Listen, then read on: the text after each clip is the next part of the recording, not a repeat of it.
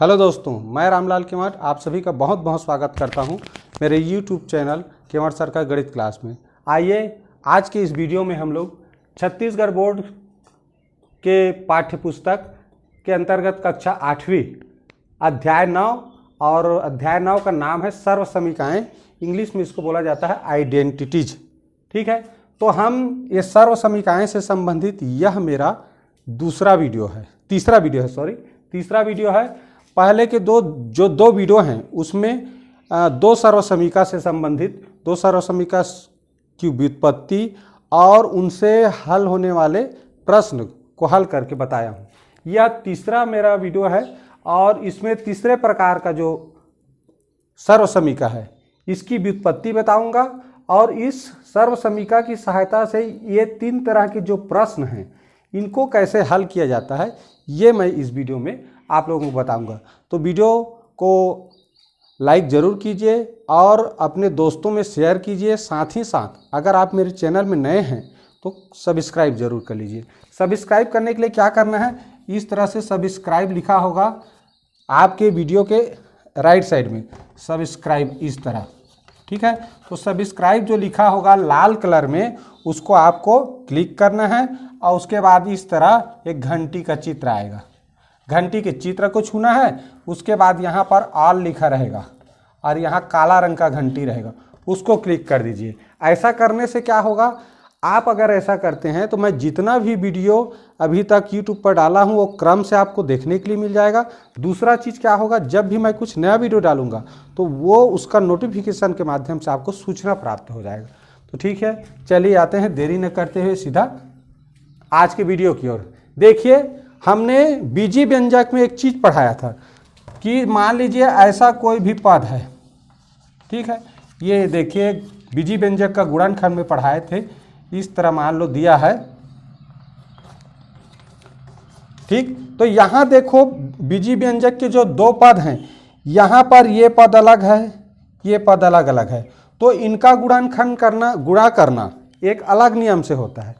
ठीक है, लेकिन ये जो सर्व समीकरण में हम देखते हैं बीजी व्यंजक के पद तो हैं लेकिन दोनों पद एक जैसे होते हैं। तो दोनों पद एक जैसा है, देखो a प्लस बी ये भी है, a प्लस बी ये भी है। हम पिछला जो दो सर्व समीकरण पढ़े उसी को थोड़ा सा बता रहा हूँ क्या होता है उसमें। ठीक है, तो जब ये दोनों पद एक समान हो और दोनों में प्लस चिन्ह भी है, ठीक है, तो ये दो तरीका से हल कर सकते हैं। पहला तरीका यहाँ से देखिए, पहला तरीका क्या है, हम इसको घातांक रूप में बदलें तो क्या होता है, समान संख्या का आपस में गुणा करने पर दो बार लिखा है तो उसका घात 2 हो जाता है। इसलिए क्या किए, a प्लस बी दोनों समान पद है तो गुणा होगा तो क्या होगा, a प्लस बी का वर्ग यानी कि स्क्वायर हो जाएगा। समझ आया। अब ये घातांक रूप में हल करेंगे, इसको घातांक रूप में बदलेंगे तो ऐसा मिला। अगर हम इसी पद को, दोनों पद को आपस में गुणा करें तो देखो क्या होता है, ये दोनों पद को गुणा करें तो इसके प्रथम पद का पूरे इस पद के साथ गुणा होता है, आई प्लस बी बचा उसका पूरे इसके साथ, तो इसके दोनों पद का ये पूरे कोष्ठक के साथ गुणा होता है। अब देखिए गुणा किए, ए का ए स्क्वायर, ए प्लस और प्लस उसके बाद ए बी, उसी तरह बी ए हो गया प्लस बी स्क्वायर। अब यहाँ देखिए ए बी दो बार है इसलिए हो जाएगा 2ab। तो इस तरह ये मिलता है। ये मैंने पिछला वीडियो में बताया है। तो यहाँ क्यों बता रहा हूँ, ये बताने के लिए बता रहा हूँ कि ये जो सर्व समीकरण है हमारे पास, देखियो एक बराबर चिन्ह के एक तरफ कुछ पद हैं और दूसरे तरफ कुछ पद है। तो एक तरफ जो पद मिलता है वो घातांक के रूप में रहता है और दूसरे तरफ जो पद रहता है वो इस तरह गुणनफल के रूप में रहता है। ठीक, तो चलिए अब आते हैं इसकी ओर। सर्व समीकरण, जिस सर्व समीकरण के बारे में आज हमको पढ़ना है, तीसरा सर्व समीकरण। इस पाठ में कुल 3 सर्व समीकरण हैं। 2 सर्व समीकरण मैं पिछले 2 वीडियो में बता चुका हूँ। आज हम a plus b, a minus b और equal a square minus b square का व्युत्पत्ति सीखेंगे। तो यहाँ देखिए a प्लस बी और a माइनस बी हो तो इसका हो जाता है a square minus b square हो जाता है। अब कैसे में हो जाता है ये चीज़ जानना जरूरी है। ठीक है, तो कैसे में हो जाता है देखिए, हम इन लेफ्ट हैंड साइड यानी कि बायां पक्ष को हल करते हैं। बायां पक्ष को हल करने पर ऐसा मिलना चाहिए, तो कैसे मिलेगा देखो, ये दोनों के बीच में क्या है, गुणा है, दोनों पद के बीच में क्या है, गुणा है। तो चलिए करते हैं, ए का गुणा किससे होगा, पूरे के साथ, तो ए माइनस बी के साथ। अब ये प्लस बी का गुणा होगा ये पूरे कोष्टक के साथ, होगा ना। बीजी व्यंजक का गुणा करते हैं तो पहले कोष्टक के प्रथम पद का पूरे कोष्टक के साथ, ये प्लस बी का इसके साथ। अब चलिए गुणा होगा, ए का ए से किया क्या मिला, ए स्क्वायर, और माइनस है तो माइनस, उसके बाद ए का बी से हो गया प्लस, तो प्लस बी का ए से, ए भी लिख सकते हैं या बी ए भी लिखोगे तो भी वही इच्छा है, प्लस और माइनस क्या हो गया, माइनस बी और बी का गुणा बी स्क्वायर हो गया। अब देखिए यहाँ minus a b plus a b तो आपस में घट गया, क्या बचा हमारे पास, a square minus b square. यही क्या है, राइट हैंड साइड है। तो राइट हैंड साइड यानी कि दायां पक्ष में भी वही है। तो इस तरह इसको हल करके हम ये प्राप्त कर सकते हैं। तो ये मैंने क्यों बताया, ये क्यों बताया ये भी जानना जरूरी है। मान लीजिए इतना बराबर प्रश्न में लिखा है कि ए प्लस बी और इंटू ए माइनस बी बराबर कितना होगा, ये जानना है। तो मान लो रटे रहोगे कि a plus b into a minus b equal to a square minus b square, और कहीं भूल गए वो वाला याद कर दिए, a square plus minus two a b plus b square होता है, ऐसा दिमाग में आ गया तो उस समय कंफ्यूज कहीं हो जाओगे। तो इसको क्या करना है, इस तरह से हल करके देख लेना है, तो इस तरफ दाएं साइड में क्या आएगा वो पता चल जाएगा। इसलिए हमको ये सूत्र की व्युत्पत्ति जानना जरूरी है। ठीक, अब चलते हैं, चलिए इस सूत्र की सहायता से हम ये जो 3 तरह के प्रश्न हैं इनको कैसे हल करते हैं मैं ये बताऊंगा। चलिए पहले ये जो सर्वसमीका है इसको लिख ही दिए रहते हैं इधर, ठीक है, इसी का उपयोग करना है हर बार। तो इसका हो गया ए स्क्वायर माइनस बी स्क्वायर। पहला प्रश्न लेते हैं, पहला प्रश्न क्या लिखा है देखिए, 4x प्लस 5, दूसरा क्या है 4x माइनस 5। अब यहाँ देखिए सर्वसमीका से क्या करेंगे जी, सर्वसमीका से तुलना करने पर, तो तुलना करने पर हमको क्या मिलता है, तुलना करने पर देखो a बराबर क्या दिया है, यहाँ a है तो इसके जगह में इसमें क्या है 4x है, और यहाँ b के जगह में क्या है 5 है ना। अब देखिए मान रखने पर, अब सर्वसमीका में क्या करेंगे, मान को रखेंगे, जहाँ a लिखा है वहाँ पर 4x लिखेंगे और b लिखा है वहाँ 5 लिखेंगे। तो मान रखने पर कौन से पक्ष में मान रख रहे हैं, मान रखने पर लिखते हैं, ठीक है। अब देखिए लिखते हैं यहाँ, तो 4x और प्रश्न को ही लिखना है 5x, इस तरह हो गया 4x माइनस 5x। अब इधर क्या लिखा है देखिए ए स्क्वायर, तो 4x अब स्क्वायर लिखा है इसलिए इसका स्क्वायर होगा, इसको थोड़ा इधर खिसका कर लिखते हैं, सॉरी, या मान रखने पर दायां पक्ष में ऐसे कर देते हैं, दायां पक्ष में मान रखते हैं। तो दायां पक्ष कौन है सर्वसमीका का, ये है, तो यहाँ दायां पक्ष में मान रखेंगे तो a के जगह में क्या मिला 4x, अब स्क्वायर है तो इसलिए क्या होगा स्क्वायर, माइनस b के जगह में क्या मिला 5, अब इसका भी स्क्वायर है तो इसका भी स्क्वायर। अब चलिए हल करते हैं, 4 का वर्ग यानी कि 16, x का वर्ग यानी x का वर्ग, 5 का वर्ग यानी 25। और इसको हल नहीं कर सकते, क्यों नहीं कर सकते, क्योंकि ये चरांक और गुणांक का गुणनफल है, ये केवल गुणांक है, संख्या बस है, तो इनको आपस में जोड़ घटा नहीं सकते। तो यही क्या हो गया इसका आंसर, ठीक है, समझ गए होंगे। पहले क्या करना है, हमें सर्वसमीका से तुलना करके a और b का मान प्राप्त करना है, फिर ये सर्वसमीका के हमेशा इसी दायां तरफ मान रखोगे, इधर मान नहीं रखना है, इधर मान रखना है। अब मान रख के वर्ग कर देना है, हो गया, बहुत सिंपल है, ठीक।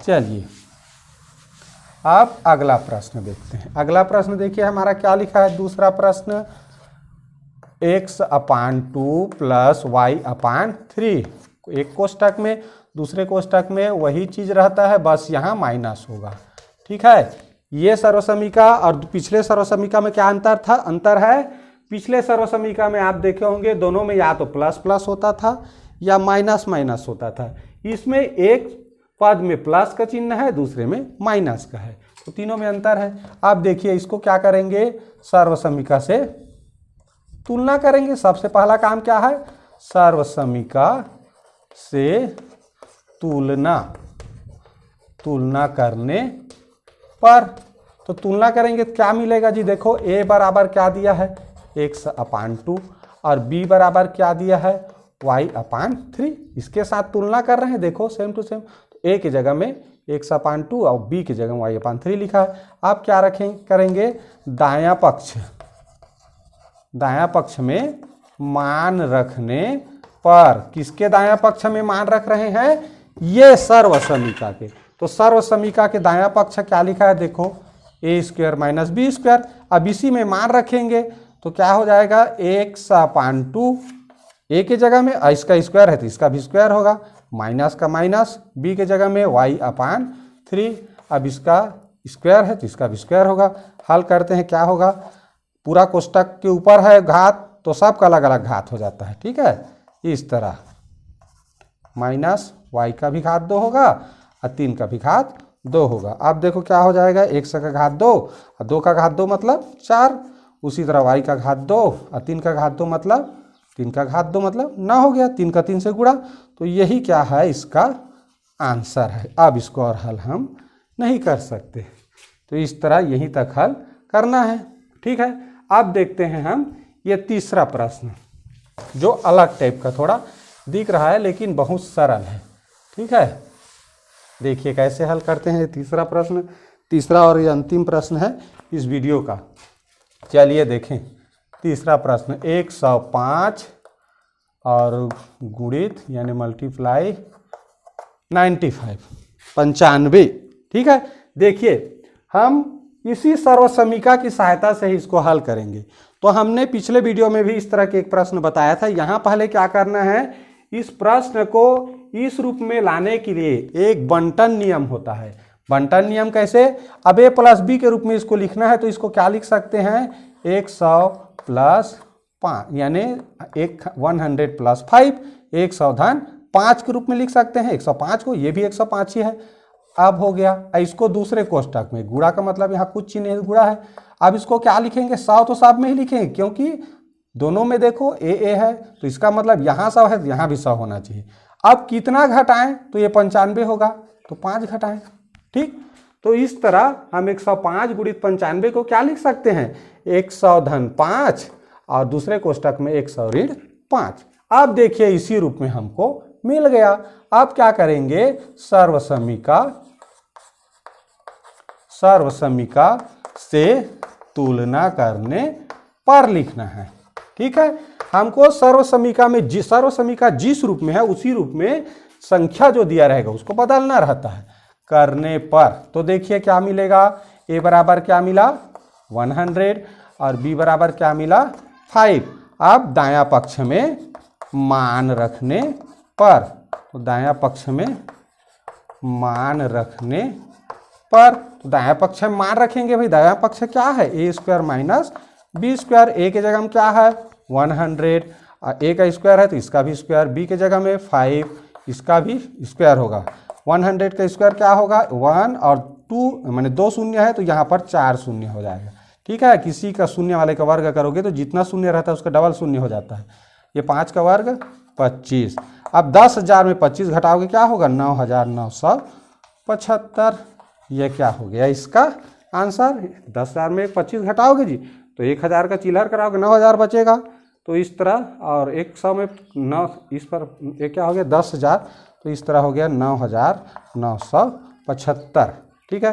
तो इस तरह से ये जो पाठ है सर्वसमीका, ये इस वीडियो के साथ पूरा होता है। और इस जो अध्याय है इसमें ऐसा कोई प्रश्न होगा जो आप लोग नहीं बना सकते तो कमेंट के माध्यम से पूछिएगा, फिर उसका भी वीडियो बना देंगे। वीडियो देखने के लिए बहुत बहुत धन्यवाद।